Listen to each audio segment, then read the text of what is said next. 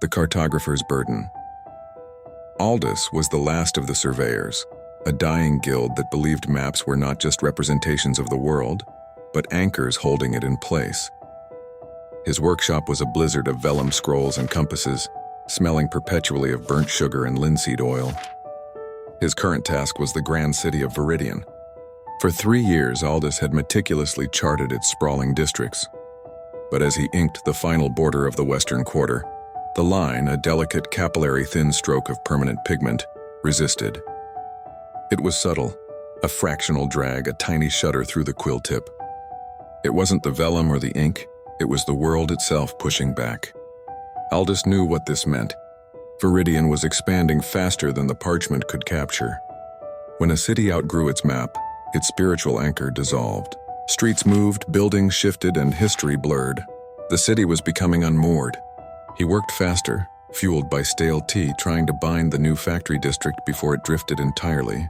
He drew a crucial canal where trade barges moored, but the line he laid down warped instantly, becoming a jagged scar on the map. The next morning, news arrived.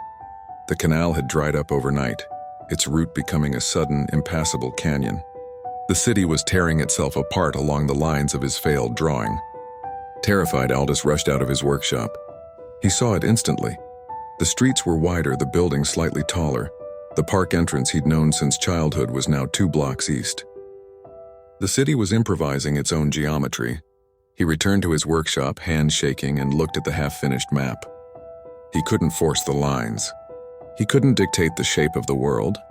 Instead, he took a thin, soft brush and began to paint gentle, overlapping washes of sepia and gold over the entire, incomplete map. He blurred the edges of the districts, softened the sharp corners of the streets, and allowed the dense sprawl of Viridian to flow, uncontrolled, into the margins. He was mapping not borders but possibilities. When he was done, the map was less a guide and more a dream, a suggestion of a city that was forever changing. Aldous closed the scroll, no longer a surveyor but a custodian of chaos. He had accepted that a truly living world cannot be caged by ink.